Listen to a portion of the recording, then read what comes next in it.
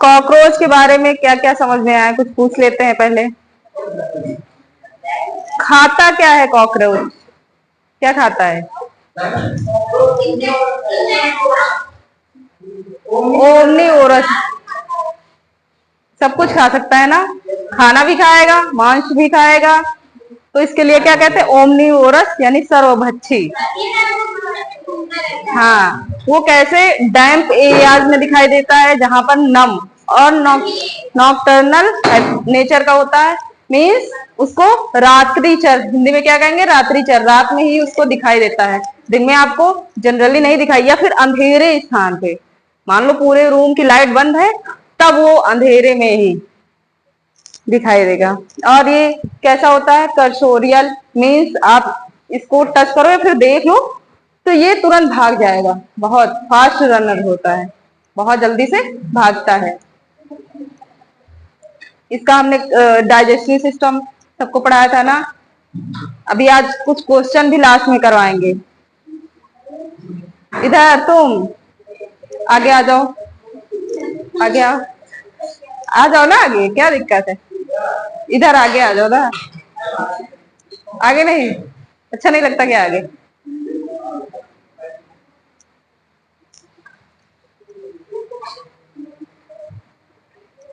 तुम इधर आ जाओ ना आगे, तुम आ जाओ इधर, नहीं तुम इधर आ जाओ आगे।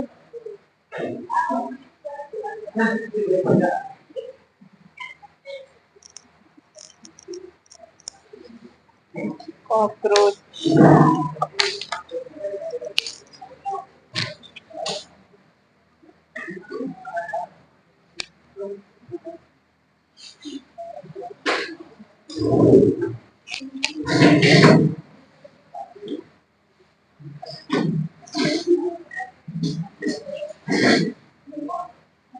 हम लोगों ने इसके डाइजेस्टिव सिस्टम को कंप्लीट कर लिया था, उससे रिलेटेड कई बार क्वेश्चंस आता है, मतलब कि इसके फॉरगट में क्या क्या पाया जाता है, उसके बाद क्या आता है, मिड गट, उसके बाद हाइंड गट। हाइंड गट, तीन पार्ट्स में इसके डाइजेस्टिव सिस्टम को सेपरेट किया गया। उसमें क्या पाई जाती है, डाइजेस्टिव ग्लैंड, जैसे हम लोगों में ग्लैंड्स पाई जाती है वैसे इसमें। अब क्या पढ़ाना नेक्स्ट, रेस्पायरेशन, कि रेस्पायरेशन कैसे करता है, तो मैंने कुछ बताया था ना कैसे रेस्पायरेशन करता है, मयंक, मयंक, रेस्पायरेशन के लिए क्या होता है, इनके अंदर कौन सा सिस्टम होता है, गिल्स, ये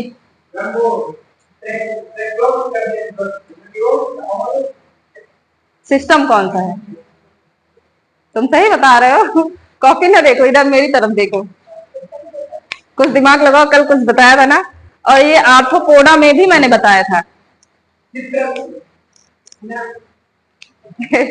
स्पायरेकल, वो तो है लेकिन इसके लिए स्पेसिफिक सिस्टम है ना, जैसे हमने आर्थ्रोपोडा में respiration, book lungs, book gills, और एक क्या था, ट्रैकियल सिस्टम, तुमने ट्रैक्यूल कहा, स्पायरेकल्स होते हैं, उनकी बॉडी के लेटरल साइड में प्रेजेंट होते हैं। अभी डायग्राम के थ्रू हम पूरा समझाएंगे कैसे होता है रेस्पायरेशन।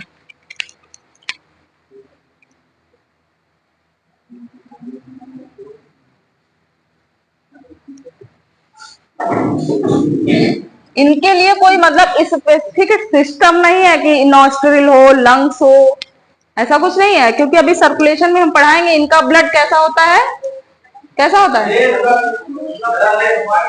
कलरलेस, इसको क्या कहेंगे, हीमोलिम्फ, हीमोलिम्फ कहते हैं ना, तो उस वो ट्रांसपोर्ट का काम नहीं करता, जैसे हम लोगों का ब्लड क्या होता है, ऑक्सीजन का ट्रांसपोर्ट का काम करता है, कार्बन डाइऑक्साइड और ऑक्सीजन, इनका ब्लड नहीं है, इनका ट्रांसपोर्ट में कोई हेल्प नहीं करता, ओपन टाइप का सर्कुलेटरी सिस्टम है, टिश्यूज और वो सब डायरेक्टली कांटेक्ट में रहते हैं, समझ में आया तुम, वाइट कलरलेस, कोई कलर नहीं होता इनका,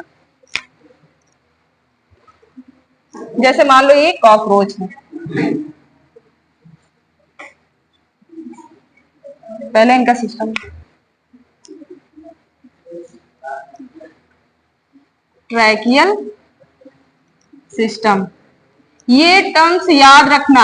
आपके एमसीक्यूज में ये पूछ सकता है कि कॉकरोच में किससे होता है इनका रेस्पिरेशन, कौन से सिस्टम के थ्रू? ट्रैक्योल system, tracheal.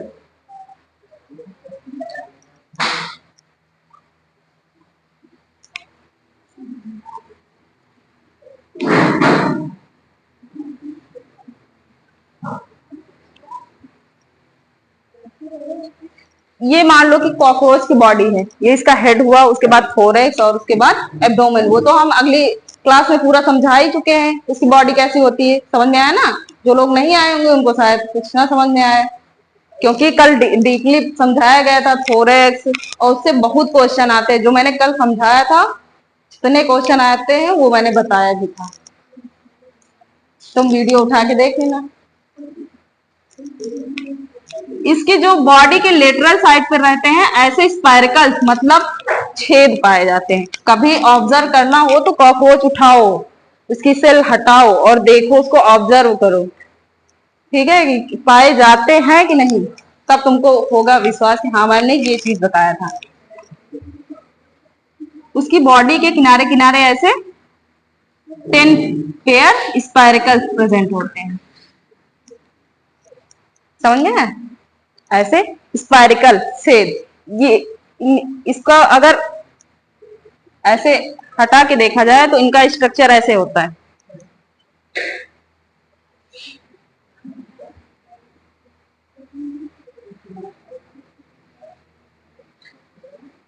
ऐसा स्ट्रक्चर होता है। इसको क्या कहेंगे? ओपनिंग।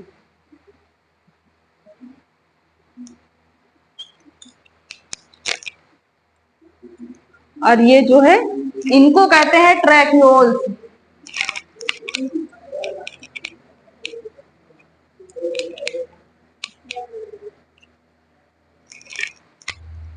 इसको क्या कहेंगे? ट्रैक्यूल। ये जो फिंगर लाइक प्रोजेक्शन है ये डायरेक्टली कांटेक्ट होते हैं टिश्यू से, और डिफ्यूजन के थ्रू इनका गैसियस एक्सचेंज हो जाता है। बस बिल्कुल सिंपल सा, और कुछ करना नहीं।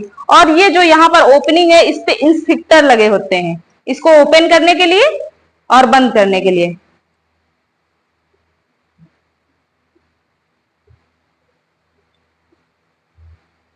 इंस्फिक्टर लगे होते हैं, मतलब ओपनिंग के लिए, क्लोजिंग के लिए। एआरआई ये ओपन हो गए, क्लोज हो गए, बस सिंपल सा है।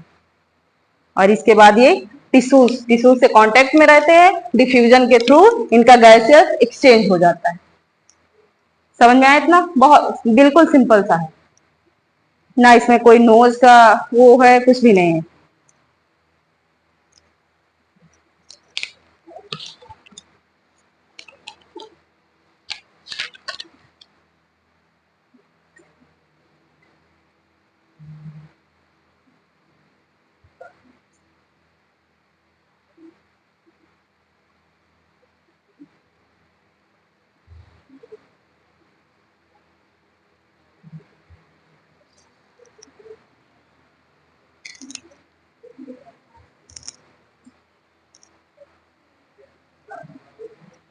ये टर्म्स पूछे जाते हैं, जो ट्रैक्योल वो स्पाइरिकल्स है, ये सब पूछा जाएगा।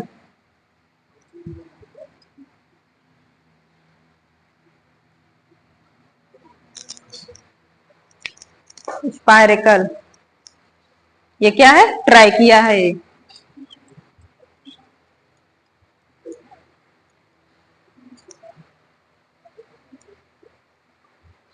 ये जो है ये ओपनिंग ऑफ स्पाइरिकल, ये स्पाइरिकल्स है। ये जो ये ओपन करते हैं, क्लोज करते हैं। समझ में आ गया? इसमें किसी को कोई दिक्कत? सिंपल सा, बस ये टर्म्स याद रखना है। कॉकरोच के केस में, दीदी इधर इधर ध्यान दो, नहीं समझ में नहीं आएगा। ये स्पाइरिकल, इनके नाम याद रखना, होस्ट प्रेजेंट होते हैं, ट्रैकियल सिस्टम पाया जाता है इनमें, ट्रैकियल सिस्टम के थ्रू इसमें क्या होता है? रेस्पिरेशन होता है। ऐसा डायग्राम रहेगा, मान लो डायग्राम दे दिया, कैसे भी पूछ सकता ना। ये इनके जो ट्रैक्यो किसके थ्रू होता है? डिफ्यूजन के थ्रू। इनके ट्रैक्योल्स डायरेक्टली कांटेक्ट में, टिश्यू के कांटेक्ट में रहते हैं, और डिफ्यूजन के थ्रू इनमें गैसेस एक्सचेंज होता है।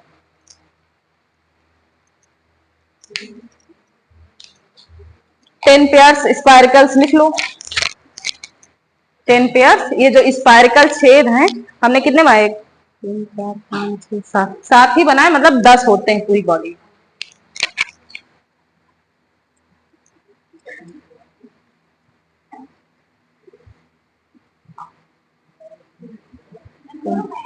हाँ, 10 पेयर का मतलब 10 इधर 10 इधर।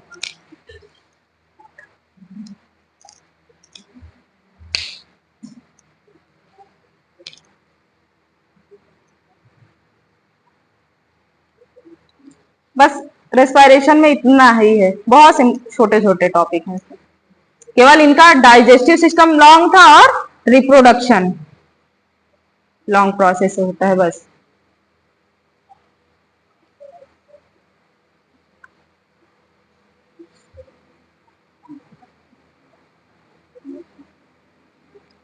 इसके बाद सर्कुलेशन बताए ना, हो गया।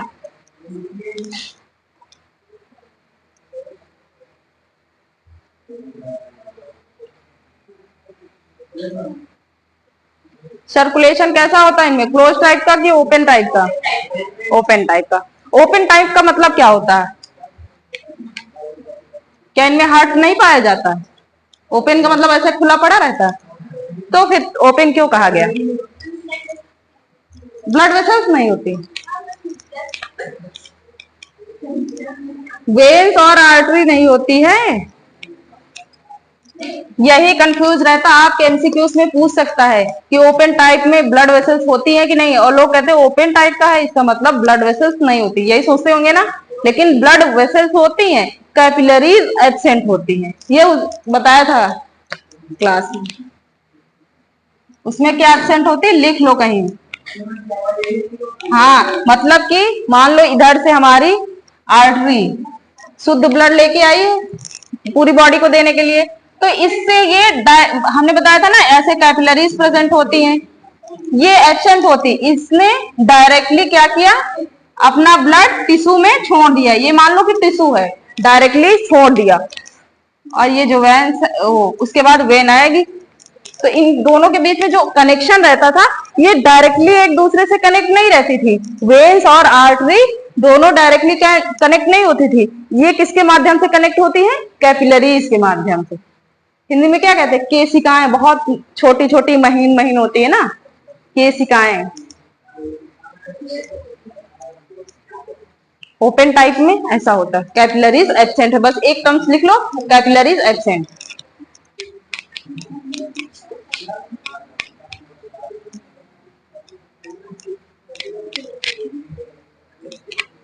इनका ब्लड कैसा होता है? अच्छा, रेस्पिरेशन पता है?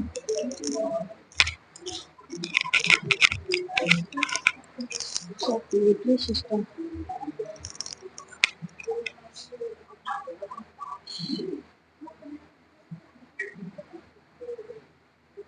सर्कुलेटरी सिस्टम कैसा होता है, ओपन टाइप। ये याद रखना क्योंकि बहुत कंफ्यूजन रहता है ना, ओपन टाइप होता है कि क्लोज टाइप का। एम्फीबियन फ्रॉग में कैसा था, ओपन टाइप। फ्रॉग में कैसा था, ओपन टाइप, क्लोज टाइप था।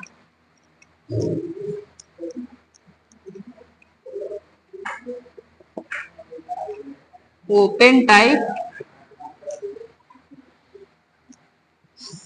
सर्कुलेटरी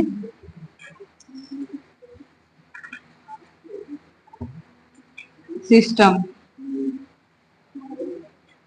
कैसा होता है, ओपन टाइप। और इनका जो ब्लड होता है उसको हम ब्लड नहीं कहेंगे, इनके केस में हम ब्लड नहीं कह सकते, उसको क्या कहेंगे, हीमो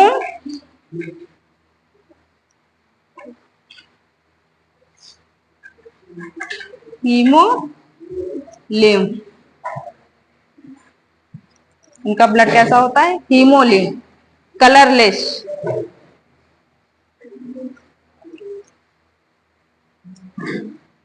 कलरलेस ब्लड कह सकते हैं।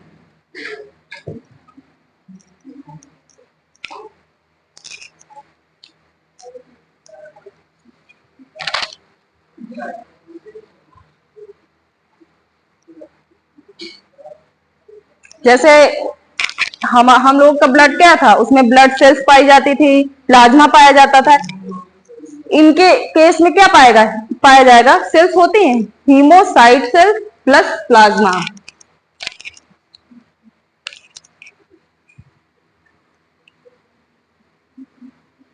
हीमोसाइट प्लस प्लाज्मा, ये चीज याद रखना।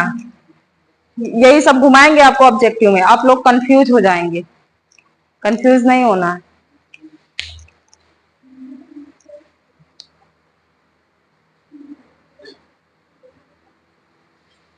अब सोचो कि इनका इतना सारा ब्लड होता तो ये ब्लड कहीं कलेक्ट होता होगा ना, ब्लड का कनेक्शन होता है, कहीं कलेक्ट होता होगा ना। तो इनका जो हेड हमने बनाया था ऐसे, साइनस कहते हैं हेड को।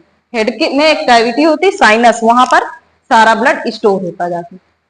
साइनस, हाँ साइनस प्रेजेंट इन हेड। या फिर हीमोसील कैविटी कहते हैं, लिख लो, हीमोसील कैविटी कहाँ प्रेजेंट होती है, हेड में, हीमोसील कैविटी।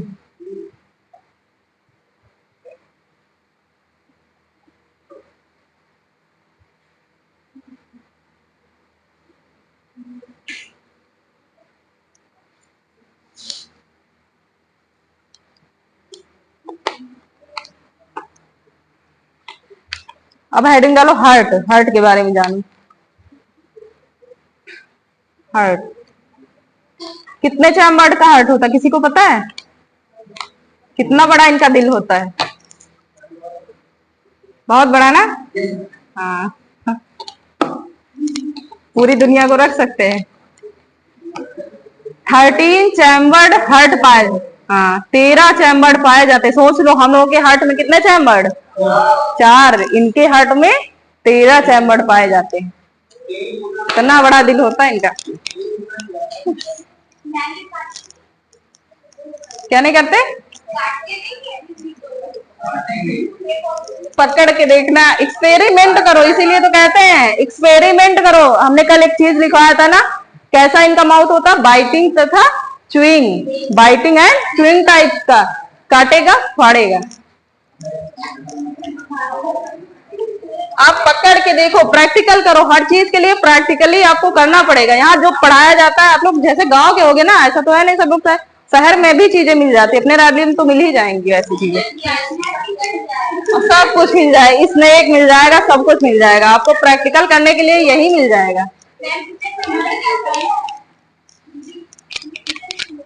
बहुत लोग डरते भी होंगे ना, कहेंगे अरे कॉकरोच, डरते हैं ना, यहाँ कोई डरता है नहीं? अरे तुम्हारी बात नहीं, लड़कियां ज्यादा डरती हैं, छिपकली देख के, छिपकली देख के उछलने लगेंगे।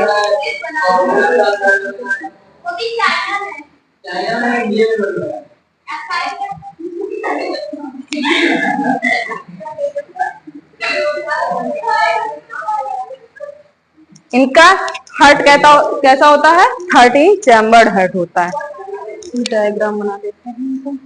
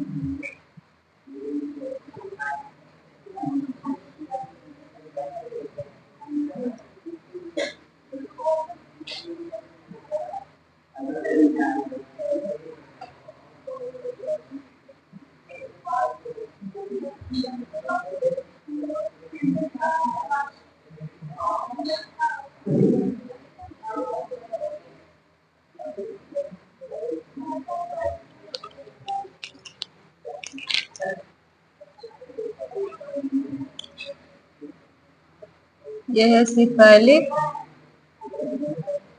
स्पाइनस।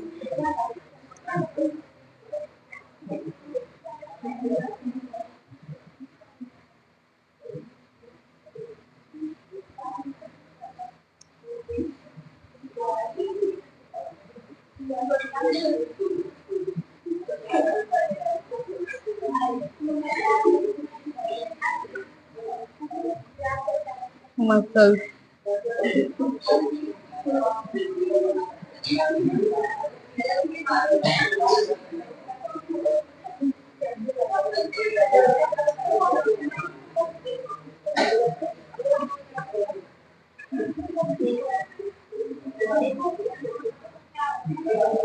बात नहीं।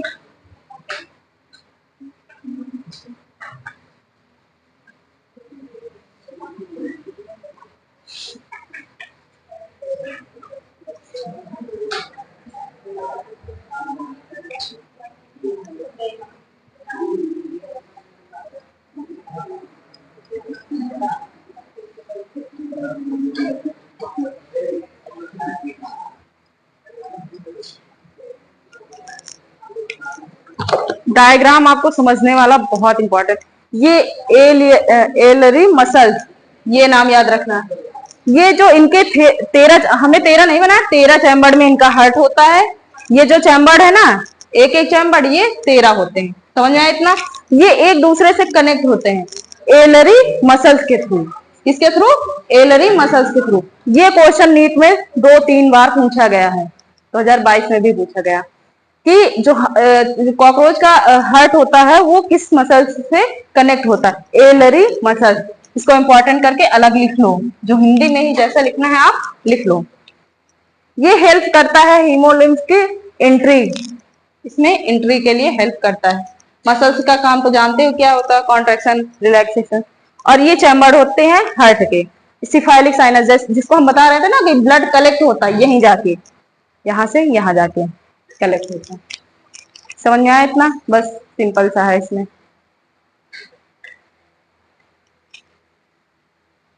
और एक चीज और, इनका ब्लड की पंपिंग पोस्टीरियर से एंटीरियर की तरफ चलता है। जैसे हम लोगों में क्या है, एंटीरियर से पोस्टीरियर चलता है ना हम लोगों का, इनका उल्टा है, पोस्टीरियर से इंटर। ये चीज लिखो, इधर से लेके ऐसे, यहाँ पोस्टीरियर से एंटीरियर की तरफ, ये चीज याद रखना।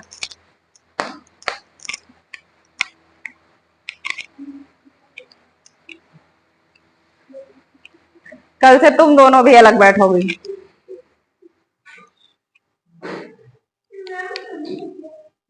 नहीं, बात नहीं करना है ना, या तो फिर अगले दिन हम क्वेश्चन पूछेंगे तो आपको बताना पड़ेगा। आप कस के बात करो, जितना बात करना है। हम अगले दिन पूछे तो तुम बताओ, बस बताए, ठीक है, फिर बात करो।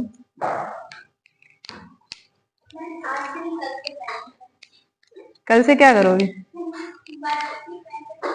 ठीक। एलरी मसल्स 12 पेयर होती है, ये भी लिख लो। 12 पेयर मतलब एक को दूसरे से कनेक्ट करती है ना, तो नंबर इनका होता है 12 पेयर। मतलब 12 इधर 12 इधर। तुम बहुत सीधे, तुम कम से कम एक्टिंग करके दिखा देते हो, सबको प्रैक्टिकल करके दिखा देते हो ना, समझ में आ जाता। कॉकरोच कैसी आवाज निकालता है, सुना कभी?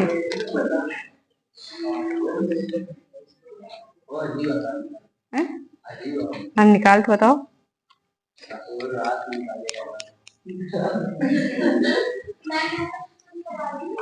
आज देखना, ठीक है?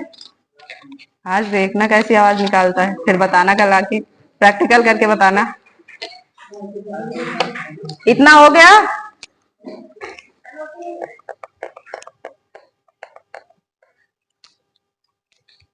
इसके बाद एक्सक्रीटरी सिस्टम आता है। एक्सक्रीशन किससे होता है इसका, बताओ? क्योंकि आर्थ्रोपोडा में आप पढ़ चुके, जब पढ़ा था तब पढ़ चुके हो। Main main point animal kingdom में याद किया था। हर फाइलम के कैरेक्टरिस्टिक कैसे होता है? हाँ? मैलो मैलपीगियन टिब्यूल, मैलपीगियन टिब्यूल्स।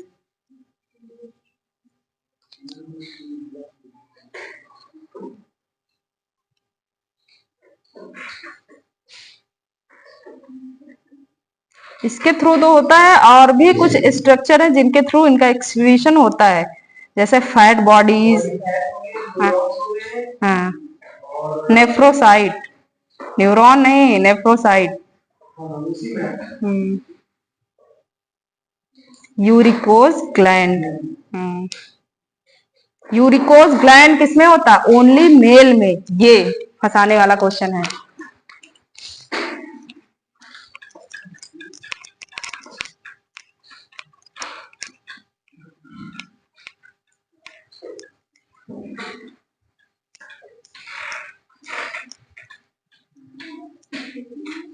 हार्ट के बारे में समझ में आया सबको?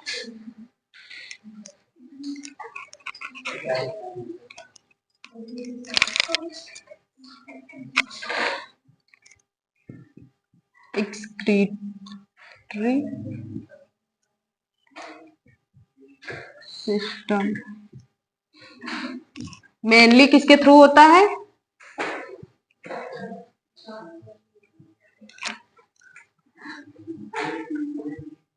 मैलपीगियन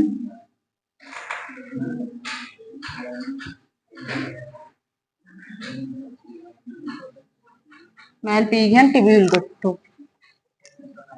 और कुछ स्ट्रक्चर है जिनके थ्रू होता है, अदर स्ट्रक्चर।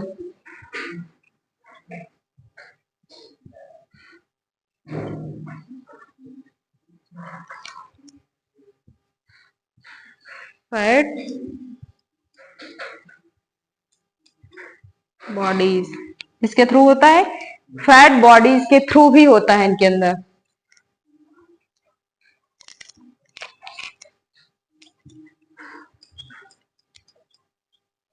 यूरिकोज ग्लैंड, ये आपके नीट में पूछ सकता है, यानी कि पूछा भी गया है। ये इसके थ्रू केवल मेल्स में होता है।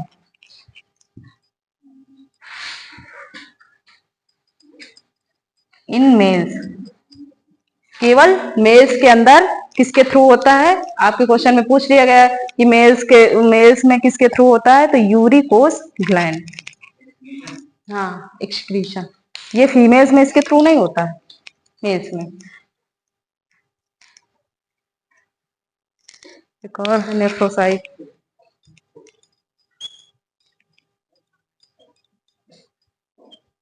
नेफ्रोसाइट कितना नोट कर लो।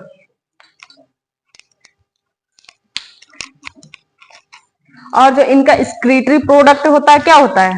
आपने देखा होगा ना, कीड़े मकोड़े, मकड़ी वगैरह क्या एक्सक्रीट करते हैं? यूरिक एसिड बताया था ना, आर्थ्रोपोडा में भी बताया था। यूरिक एसिड, देखो 3 टाइप्स के होते हैं ना एक्सक्रीटरी प्रोडक्ट। एक होता क्या? अमोनियोटेलिक होते हैं, यूरियोटेलिक और यूरिकोटेलिक। हाँ, मीन्स जो अमोनियोटेलिक होते हैं वो क्या सिक्रेट करते हैं? अमोनिया का सिक्रीशन करते हैं, जैसे फिशेस। यूरियोटेलिक यूरिया का, और यूरिकोटेलिक यूरिको का लग जाता है। यूरिकोटेलिक में क्या आता है? यूरिक एसिड का सिक्रेशन। तो ये जो आर्थ्रोपोड यानी कि कॉकरोच है, ये किसका सिक्रेशन करता है? यूरिक एसिड का।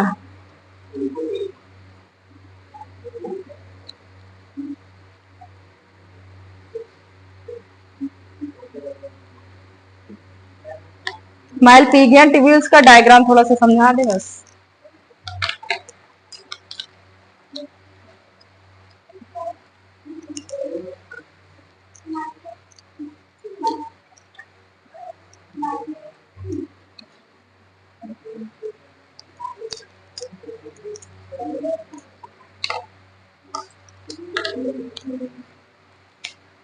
अरे भाई,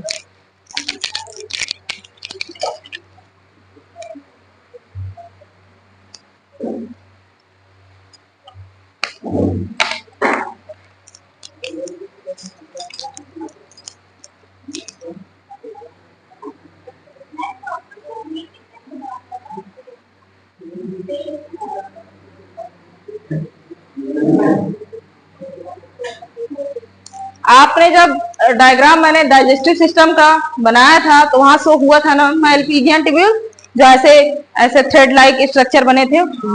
अगर उनको देखा जाए एक एक सिंगल तो ऐसा दिखता है इसके अंदर।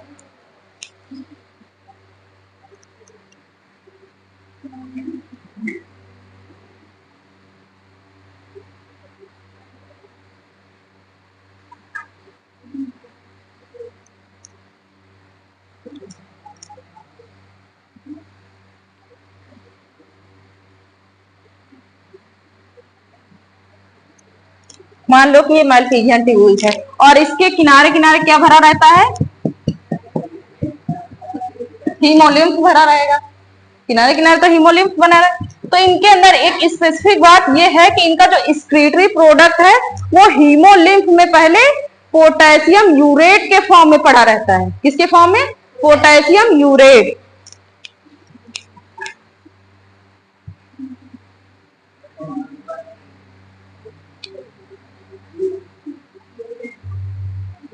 किसके फॉर्म में?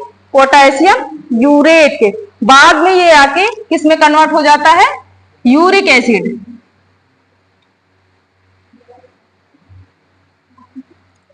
किसमें?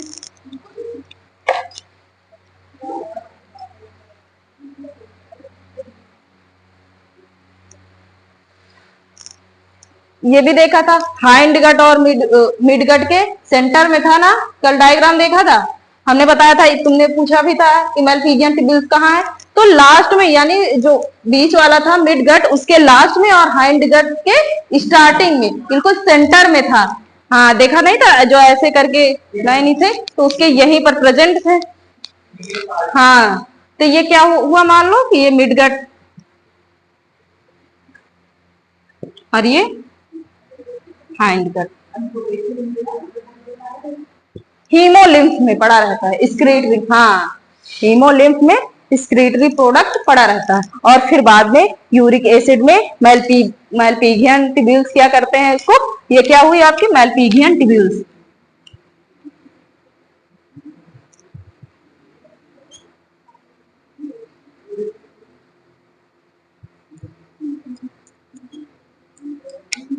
ये चीज याद रखने वाली बात है, जो अलग का है मान लो कैरेक्टर, बस वही आपके एग्जाम में पूछा जाएगा।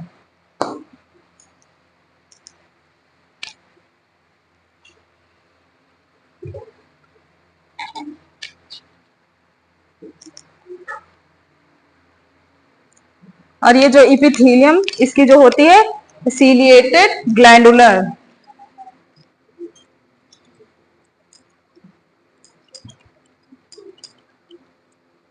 Glandular epithelium.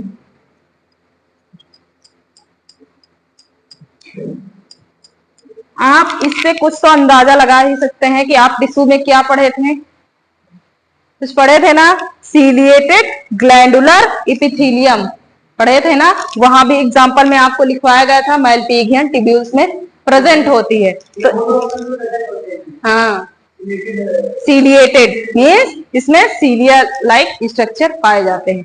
ये चीज आप लोग जब पढ़े थे क्या, टिश्यूज, उसमें टाइप्स में पढ़ा था, जब इसको हम पढ़वा रहे थे तो उसमें एग्जाम्पल में हमने मैल्पिजियन ट्यूब्यूल्स लिखवाया था, बस वही चीज है।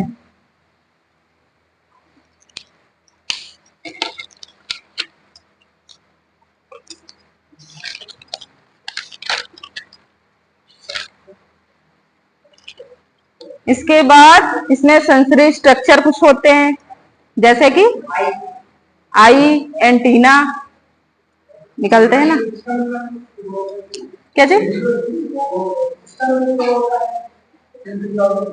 हाँ, इनके जो आई, जैसे तुम कंपाउंड आई पढ़े हो, इनमें आई कैसे होती है, कंपाउंड आई होती है ना। हाँ, तो इनमें जो कंपाउंड आई होती है उसमें इनको टुकड़ों में दिखाई देता कुछ भी, क्यों? हाँ, क्योंकि इनके अंदर, आई के अंदर हेक्सागोनल स्ट्रक्चर प्रेजेंट होते हैं। अभी बना रहे हैं इसको कर लो, फिर बना रहे हैं स्ट्रक्चर।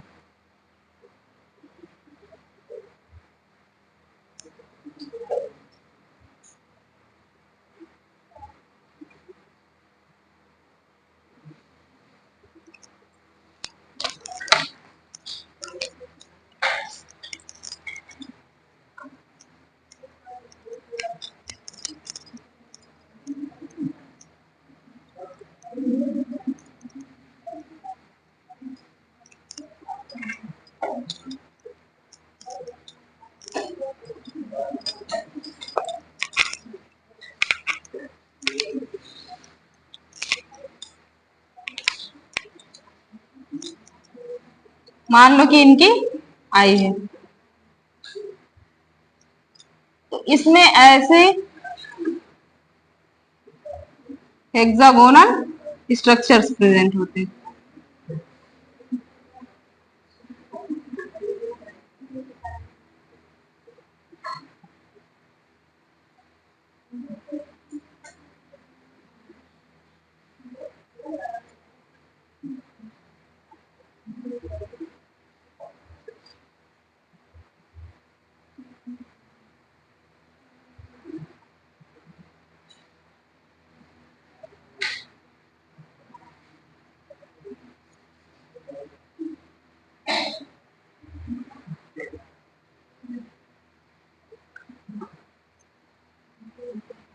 कितने होते हैं इनके नंबर्स, कितने होते हैं?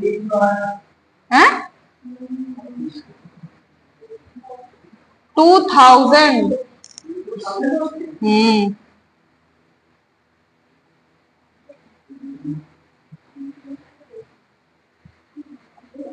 हेक्सागोनल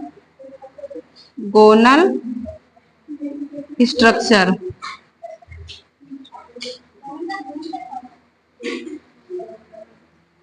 200,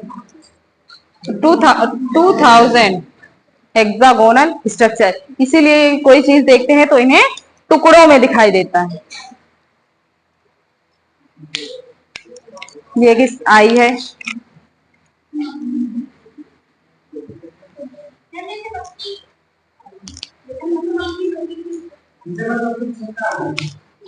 हाँ हाँ।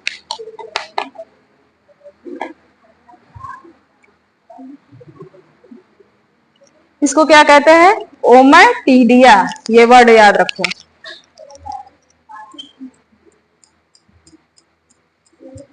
ओमैटिडिया या ओमैटिडियम।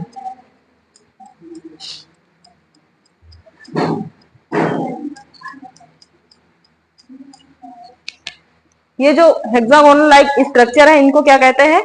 ओमा ओमैटिडिया या ओमैटिडियम। इनके नंबर जरूर याद रखना।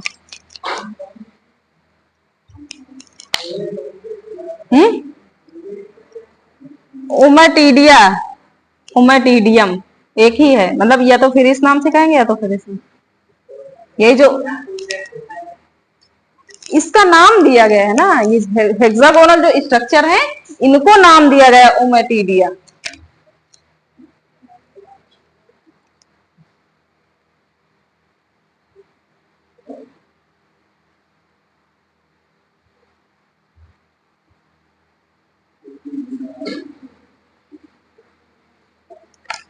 बस इतना। आइस के बारे में इतना ही था, समझ आए? इसके बाद इनमें क्या थे? एंटीना, एंटीना प्रेजेंट होते हैं, सेंस का काम करते हैं। इसके बाद आपका आता है नर्वस सिस्टम। नर्वस सिस्टम आपने देखा होगा या फिर प्रैक्टिकल करके देखो इनका। अगर आप वो मतलब हेड हेड अगर काट देंगे तभी ये 7 दिन जीवित रह सकते हैं। क्यों पॉसिबल है? हमारा हार्ट, अगर हेड काट दिया जाए हम तो तुरंत मर जाएंगे। क्यों ऐसा क्यों है?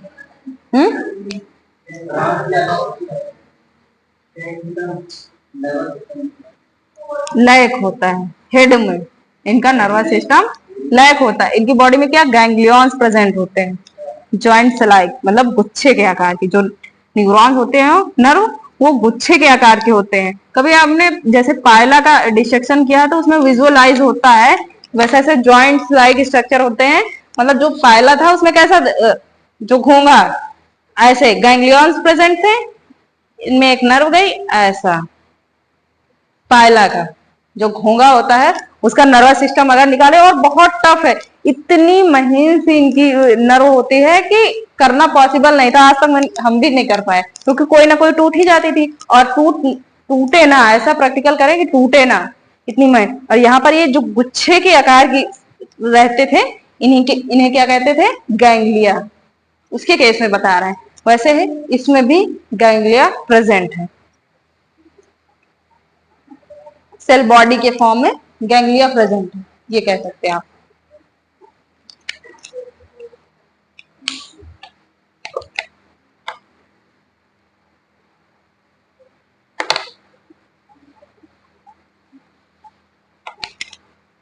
ये बन गया।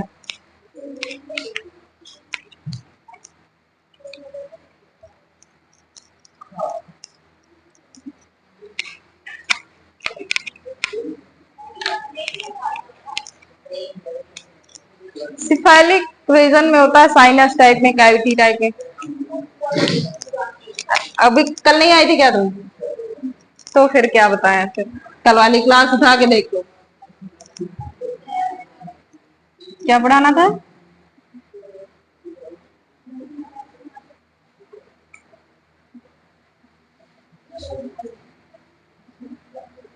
नर्वस सिस्टम, इनमें क्या प्रेजेंट होती है? Present gang ganglia. क्या प्रेजेंट होती है इसमें? गैंग्लिया होती। तो इनके बॉडी में क्या होता है? पहले थोरैक्स होता है, फिर एब्डोमेन होता है। तो थोरैक्स में जो होता है 3 गैंग्लिया होती है, लिख लो। जो इनका मान लो जैसे हमने कल पढ़ाया था, ये थोरैक्स रीजन हुआ, ये एब्डोमेन, ये इनका हेड हुआ। तो जो थोरैक्स वाला रीजन होता है, मतलब ऐसे, ये जो थोरैक्स वाला रीजन होता है इसमें 3 गैंग्लियंस प्रेजेंट होती हैं, और ये एब्डोमेन में 6। ये नंबर पूछा जाता है।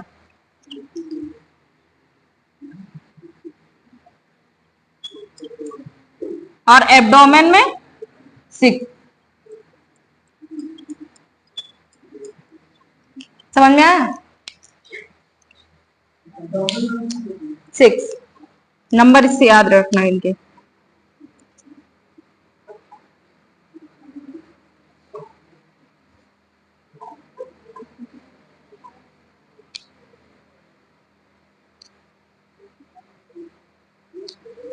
और जो इनका नर्वस सिस्टम है, आपको इनका नर्वस सिस्टम, जैसे आपने इनका वो पढ़ा था, हार्ट कहाँ प्रेजेंट होता है? डॉर्सल साइड पर। और इनका जो नर्वस सिस्टम है इनके वेंट्रल साइड पर। मान लो ये इसके डॉर्सल साइड है, ये वेंट्रल साइड है, तो इनका जो नर्वस सिस्टम हम देखेंगे उनकी वेंट्रल साइड पर। कभी भी मान लो हम डिसेक्शन करेंगे, मान लो, तो डिसेक्शन हम डायरेक्टली वेंट्रल साइड से नहीं करेंगे, क्योंकि जैसे हम उसको फाड़ेंगे उसकी नर्व टूट जाएंगे। इसीलिए हम कभी भी डिसेक्शन करेंगे तो उसके डॉर्सल साइड से कट लगाएंगे, उसको फिर फाड़ेंगे, फिर उसका डिसेक्शन करेंगे। अगर हम डायरेक्टली इधर काट दिए तो पहले ही नर्व कट जाएंगे। हाँ, तो इसीलिए आराम से कभी भी डिसेक्शन करते हुए देखा होगा, बहुत आराम से उसके मांस के टुकड़े निकाले जाते हैं, बहुत आराम से, ताकि टूटने ना पाए और हम उसको देख ले। और सबसे अच्छा प्रॉन अगर आप लोग लेके आए ना, तो हम आपको सिखा भी दे डिसेक्शन कैसे होता है। बस प्रॉन लेके आओ, झींगा मछली।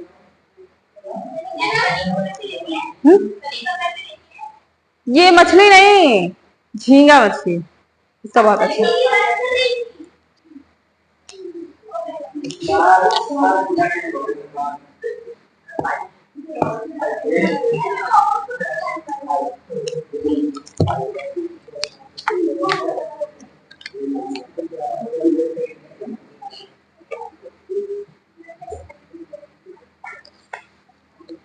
इनका डायग्राम नर्वस सिस्टम का बना लो और समझ लो थोड़ा।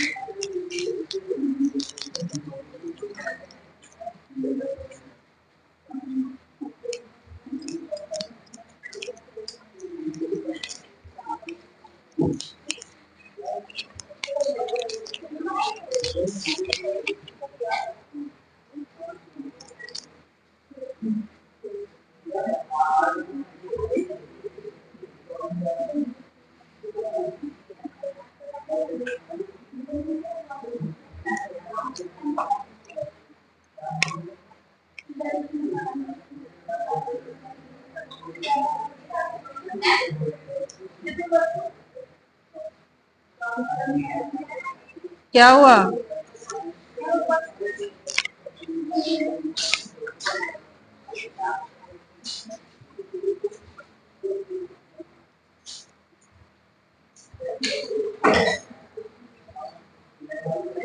कल से ये दोनों भी पास में नहीं बैठेंगे। नहीं, तुम दोनों। और तुम कम बोलते हो।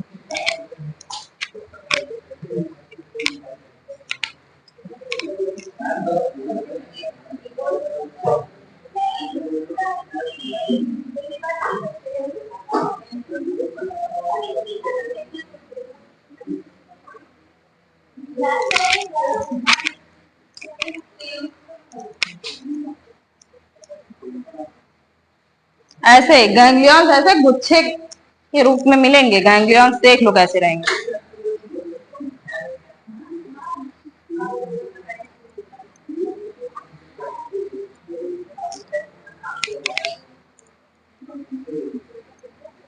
थोरैक्स जैसे क्या थे, प्रोथोरैक्स और मीजोथोरैक्स और मेटाथोरैक्स, सब में एक एक प्रेजेंट होती है। तो ये क्या हुआ, थोरैसिक गैंग्लिया।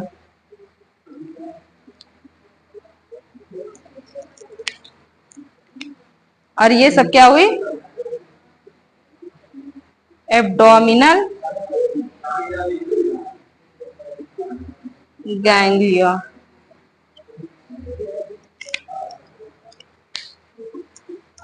अब ये तो बात हुई जब आप डॉर्सल साइड से काटेंगे तब ऐसा दिखेगा, डॉर्सल साइड से, उसके ऊपर से। जब आपको उसे जब लेटरली काट के देखेंगे, वेंट्रल साइड से आप काट नहीं सकते, जब लेटरली काटेंगे तब कैसे दिखाई देगा।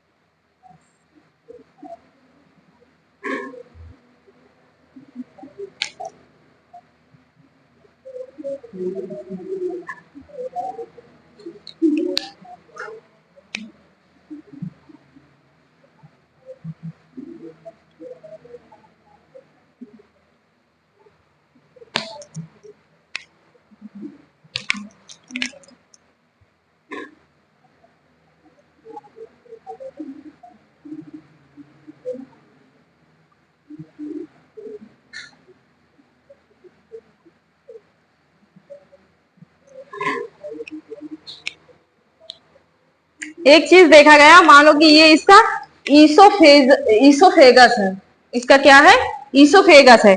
तो इसके जो ईसोफेगस के ऊपर पाया जाएगा सुप्रा ईसोफेजियल गैंग्लियन, सुप्रा ईसोफेजियल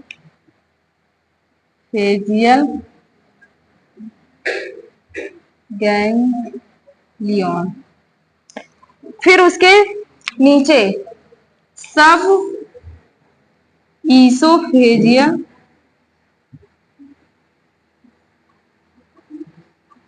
गैंग्लियन। इतना से समझ में आया। जब आप इसको लेटरल साइड से देखेंगे तो ईसोफेगस के ऊपर क्वेश्चन आपसे यही पूछा जाएगा, जो ईसोफेगस के ऊपर वाली गैंग्लियन को क्या कहते हैं। तो ये सब, ये सुप्रा और सब में डिफरेंस है, बस इसमें आप कंफ्यूज हो जाएंगे। तो ऊपर वाली को कहेंगे सुप्रा, सुप्रा ईसोफेजियल गैंग्लियन, और नीचे वाली को सब ईसोफेजियल गैंग्लियन। समझ में आया, इतना क्वेश्चन यहीं से पूछा जाएगा। और उसके बाद ये जो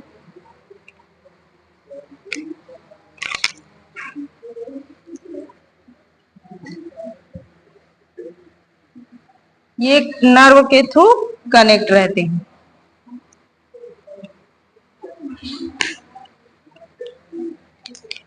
दो नर्व के थ्रू ये एक दूसरे से कनेक्ट रहते हैं।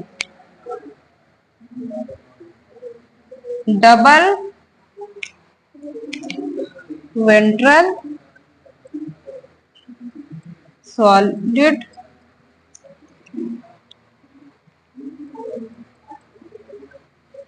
कोड। इसमें किसी को कोई दिक्कत, ये नर्वस सिस्टम गैंग्लिया के फॉर्म में होता है, मतलब गुच्छे के आकार का, इतना याद रखना, ठीक है, सेल बॉडी के फॉर्म में। ये इनके हेड रीजन में, तो इनका जो हेड रीजन में दो पाए जाते हैं, एक इनके जो ईसोफेगस के ऊपर और एक ईसोफेगस के नीचे। तो ईसोफेगस के ऊपर वाली गैंग्लिया को क्या कहेंगे, सुप्रा ईसोफेजियल गैंग्लियन, और ईसोफेगस के नीचे सब ईसोफेजियल गैंग्लियन। ये बस ये वर्ड याद रखो तुम, यही आपको एग्जाम में आइडेंटिफाई करना है कि सब और सुप्रा। सुप्रा मतलब ऊपर, सब मतलब नीचे, इतना याद रखो। इसी में कंफ्यूज करता है और यही क्वेश्चन पूछा जाता है। और ये जो डबल नर्व कोड से कनेक्ट रहती हैं पूरी, उसको पूछ लेंगे, उनको क्या कहते हैं, मतलब जो सिंगल से रहता है फिर डबल से, तो डबल नर्व कोड से एक दूसरे से कनेक्ट रहती है, तो उनको क्या कहेंगे, double ventral solid nerve code. ये चीज याद रखो, बस खत्म।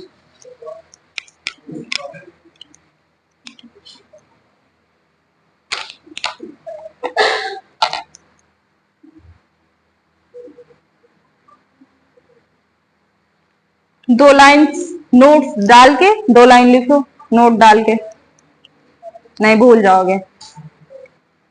सुप्रा ईसोफेजियल गैंग्लियन लिख लो। तुम्हारा लिखा है क्या, लिखा है क्या?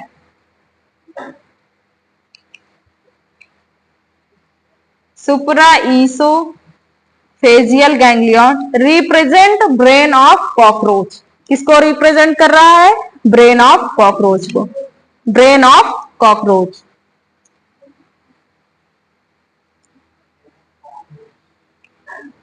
नई लाइन से लिखो, it supra oesophageal ganglion represent brain of cockroach. मतलब जो अभी हमने समझाया बस वही है, लेकिन लिख लोगे तो ज्यादा सही रहेगा। It's supply is limited to head area, limited to head area, इसीलिए इसका सर काट दो तो ये 1 हफ्ते तक जीवित रह सकता है, फिर भी मर जाता। क्यों? क्योंकि इसका अगर मतलब कि डाइजेस्टिव सिस्टम इसका इनकम्प्लीट हो जाता है। खाना तो माउथ के थ्रू ही खाएगा, जब डाइजेशन नहीं मिल जाए तो 1 हफ्ते के बाद मर जाता। अगर इसको प्रॉपर डाइजेशन मिले, मतलब इसका जैसे डॉक्टर के थ्रू ट्रीटमेंट हो, तो और भी जीवित रह सकता है। हेड से इसको कोई मतलब नहीं, काट के फेंक दो तब भी जी जाएगा, लेग्स काट दो तब भी रह पाएगा। बस इसकी एलिमेंट्री कैनाल ना काटो, नहीं वहां नर्व डिस्टर्ब हो जाएंगे, गैंग्लियन, और ये मर जाएगा। फिर आपने देखो, अगर जैसे कि आदमी की डेथ होती है तो 2-3 दिन के बाद स्मेल करने लगती है। इसका कारण क्या है? अगर आप उसके एलिमेंट्री कैनाल को निकाल के रख दें तो आप उसकी बॉडी को 1 हफ्ते तक रख सकते हैं, रिजल्ट नहीं स्मेल आएगी। क्यों? एलिमेंट्री कैनाल में ये था कि वहां से डाइजेस्टिव सिक्रेशन होता है, हार्मोन्स हो, वही स्मेल करने लगते हैं। उसका जो डाइजेस्टिव सिस्टम है उसके अंदर ग्लैंड होती है, सिक्रेशन करती है, वही स्मेल करने। अगर ह्यूमंस की बॉडी से उसके एलिमेंट्री कैनाल को निकाल दिया जाए तो आप उसे प्रिजर्व करके रख सकते हैं 1 हफ्ते तक। नहीं तो 1 दिन के अलावा दूसरे तीसरे दिन स्मेल आने लगती है ना सर। अरे धीरे धीरे सड़ेगी, 1-2 दिन में, 3 दिन में, 4 दिन में नहीं सड़ेगी, लेकिन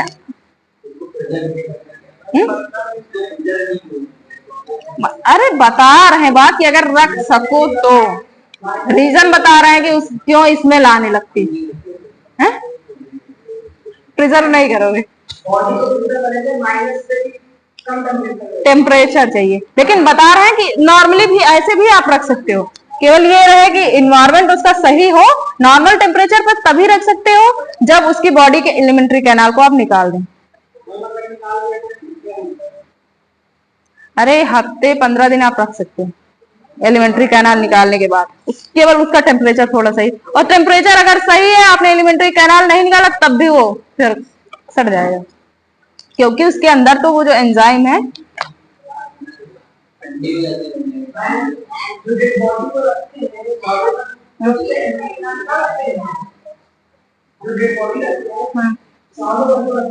हाँ बिल्कुल,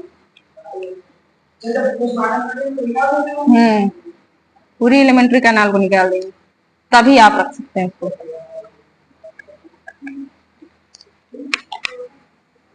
हो गया ना, इतनी लाइन याद रखना है सबको।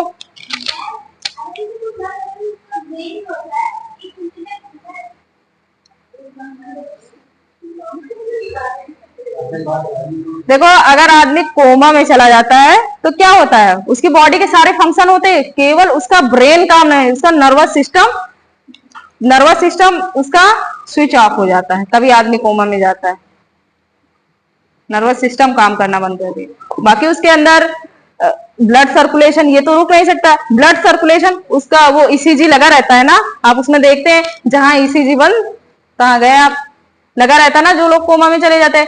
और नॉर्मली हेड से ही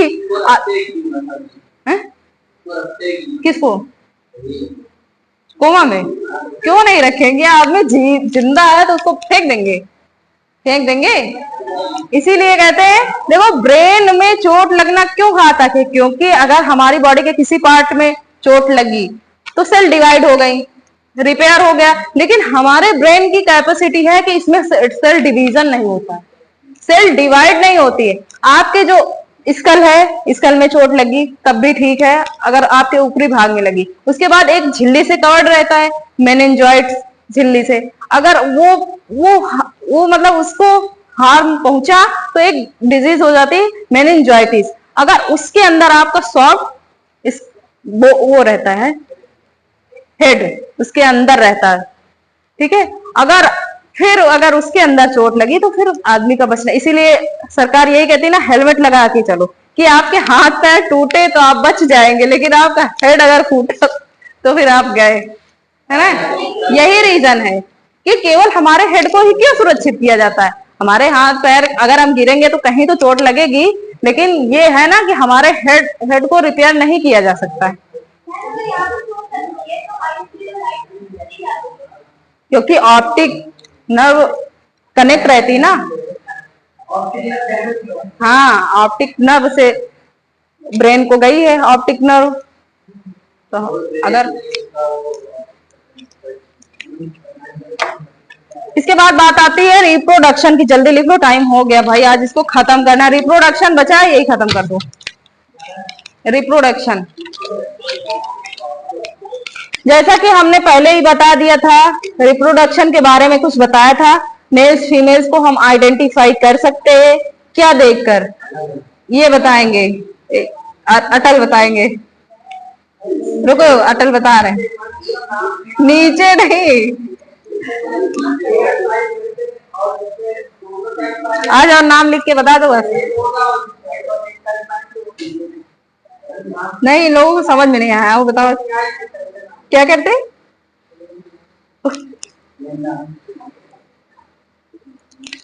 एनल सरकाई, अगर एनल सरकाई प्रेजेंट है,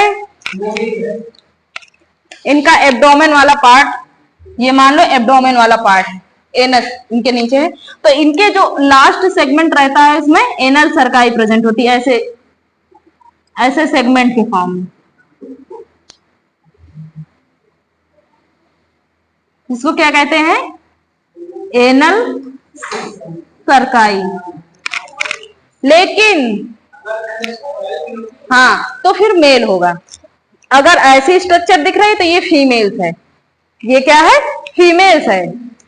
अगर इसके ऊपर 9th सेगमेंट में ऐसे स्ट्रक्चर दिखे तो मेल्स हुआ, फिर फीमेल्स नहीं हो सकता। देखो मेल्स में दोनों प्रेजेंट होते हैं, लेकिन फीमेल्स में केवल एनल सरकाई प्रेजेंट होती है, एनल स्टाइल एब्सेंट होती है।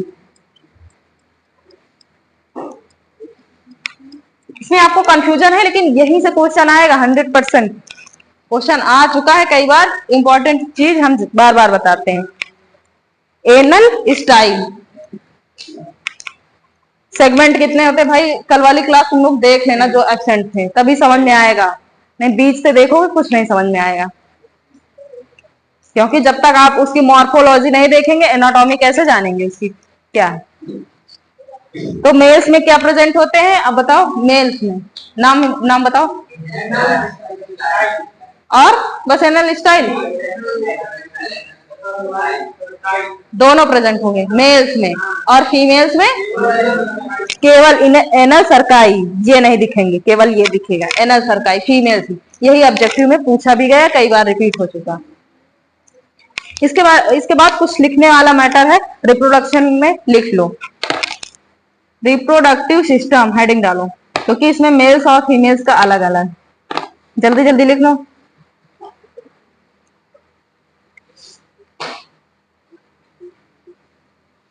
टेस्टिस, सब हेडिंग डालो टेस्टिस। डैश करके लिखो 1 पेयर, मतलब नंबर इनका क्या होता है 1 pair. 1 pair each testis, comma लगा के फिर ईच टेस्टिस ट्राइलोब्यूलर,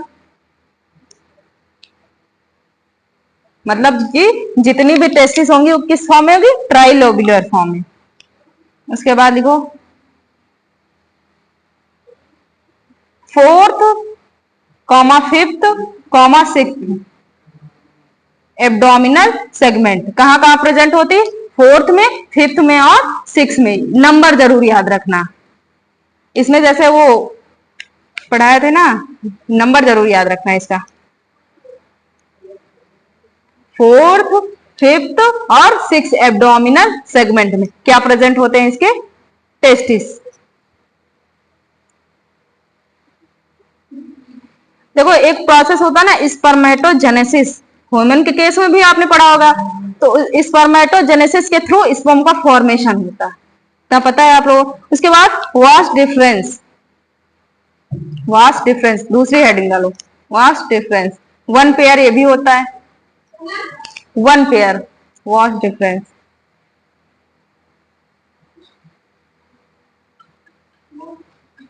मान लो कि जैसे कि टेस्टिस के अंदर स्पर्म बने हैं, तो ट्यूब के थ्रू ये कैरी करने का काम करता है कौन, वास्ट डिफरेंस। ये भी 1 पेयर मतलब 2 नंबर में होगा, एक लेफ्ट एक राइट। लिख लो 1 pair vast difference, 1 pair carrier का फॉर्म मतलब काम करता है, स्पर्म को ले जाने का काम। फिर थर्ड हेडिंग डालो ejaculatory duct, ejaculatory duct.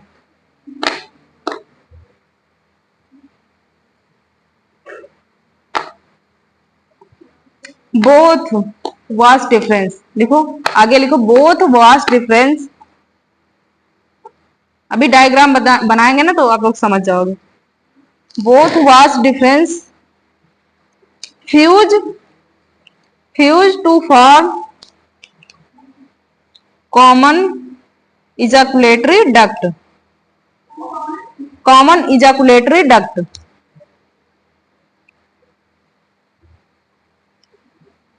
Dash लगा के लिखो opening known as male gonophore, जिसको क्या कहते हैं, मेल गोनोफोर। डैश लगा के लिखो ओपनिंग नोन एज, या फिर डैश लगा लो मेल गोनोफोर इसको कहेंगे।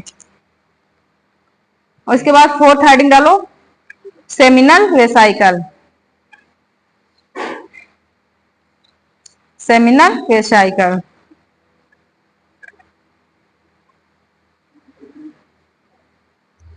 ये किस कलर का होता है, व्हाइट कलर्ड, पॉइंट डाल के लिख लो व्हाइट कलर्ड।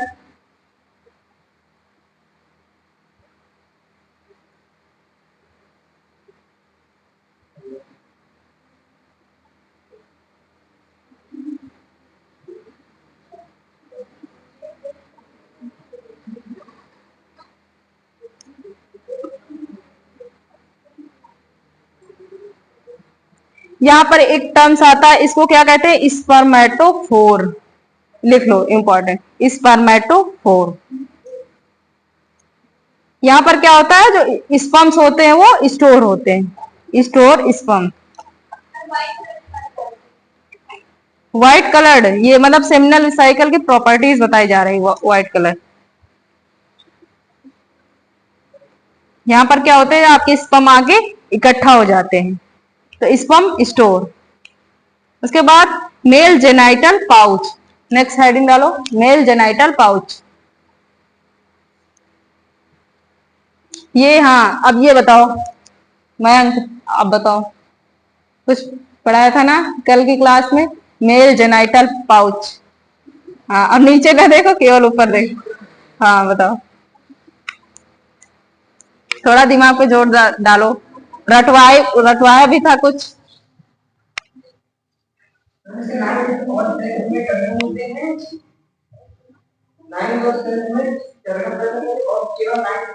हाँ हाँ हाँ। और फीमेल्स के केस में केवल एक ही होता है उसका, स्टर्नम। हाँ लिख लो, मेल जेनाइटल पाउच में लिख लो 9th, 10th टर्गम। यहीं से क्वेश्चन पूछा जाएगा, इसीलिए लिखवा रहे हैं सब। Plus 9th sternum. स्टर्नम इसका डायग्राम देख लो तभी समझ पाओगे, क्योंकि इतना थ्योरी लिखने का कोई मतलब नहीं अगर समझ में नहीं आया।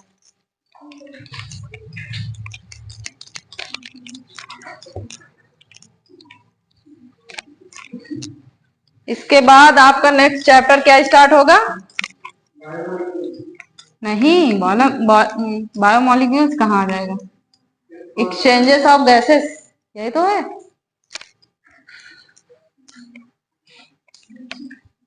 Exchanges of gases.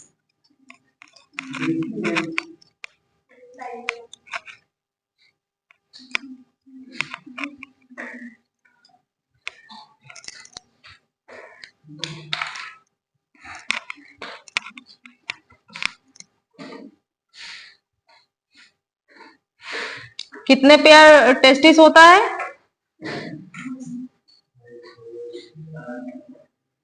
बताओ भाई, अभी लिखवाया मैंने।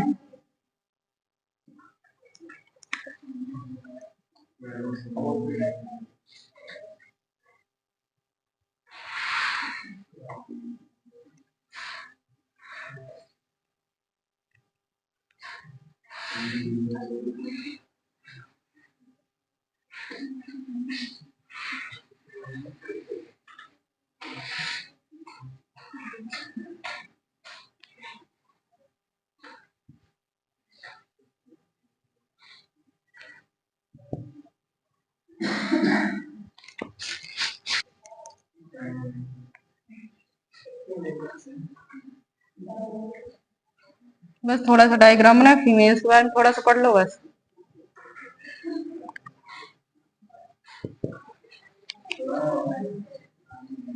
ये हुआ इजैकुलेटरी डक्ट।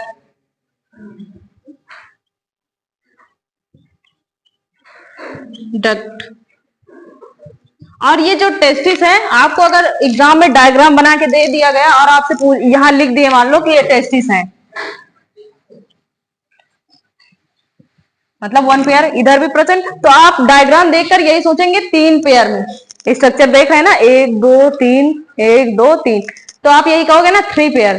3 पेयर नहीं, ये एक दूसरे से फ्यूज हैं, एक ये और एक ये। तो आपके एग्जाम में ये डायग्राम दे के कंफ्यूज करके क्वेश्चन पूछता है, समझ में आया? ऐसा डायग्राम रहे तो याद रखो, इसमें 1 पेयर टेस्टिस होते, इसीलिए मैंने डायग्राम बनाया। बाकी थोड़ा फीमेल्स के बारे में लिख लो, नहीं टाइम हो जाएगा, क्योंकि आज से क्लास आपकी खत्म। फीमेल्स में ओवरी डालो, उधर टेस्टिस था, इधर क्या होगा? ओवरी। आज से ये वाली खत्म, चैप्टर खत्म, क्लास भी आज की खत्म। ओवरी 1 पेयर होती है, each ovary with ovariole. Ovariole. Ovariole. Each ovary with ovariole. Segment कौन कौन से होते हैं?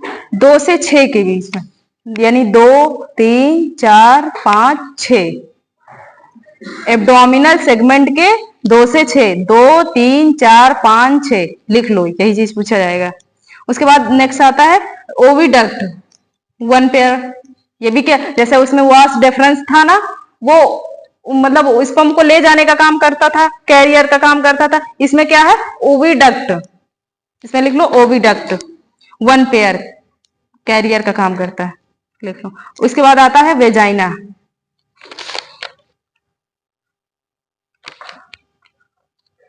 वेजाइना इसको क्या, इसका कॉमन नेम है ओविडक्ट। इसको क्या कहते हैं? ओविडक्ट। हाँ, वेजाइना को भी ओविडक्ट कहते हैं क्योंकि उससे फ्यूज होकर ये बनी हुई। इसको क्या कहते हैं? फीमेल जेनाइटल पोर भी कहते हैं इसको, फीमेल जेनाइटल पोर। उसको क्या कहते थे? जब मेल्स के केस में देखा था तो मेल गोनोपोर कहते थे ना उसको। इसको कहते हैं फीमेल जेनाइटल पोर। उसके बाद फोर्थ हेडिंग आती है कोलैटरल ग्लैंड। कोलैटरल ग्लैंड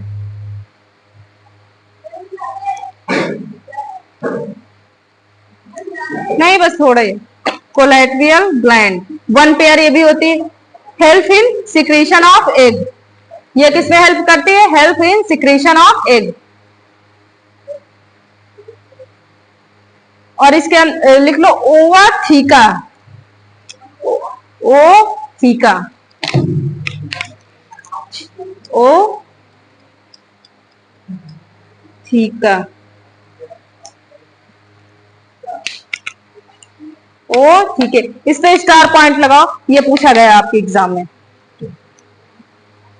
उसके बाद नंबर 5 हेडिंग डालो फीमेल जेनाइटल पाउच। इसका सेगमेंट बताओ। फीमेल जेनाइटल पाउच, इधर बताओ। फीमेल जेनाइटल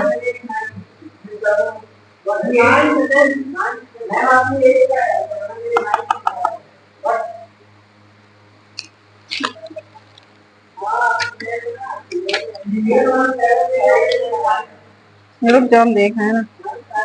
हाँ, 7th 8th 9th क्या था? Sternum.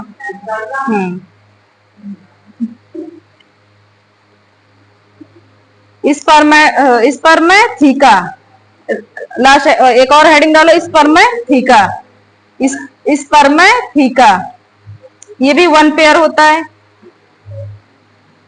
Present in 6th segment. Present in 6th segment.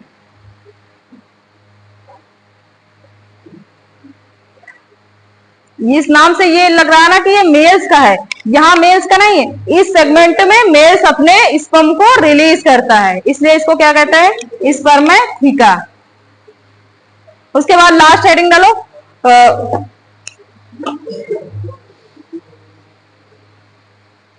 बस हो गया इसको। इसके बाद लेकिन फर्टिलाइजेशन जल्दी से देख लो भाई।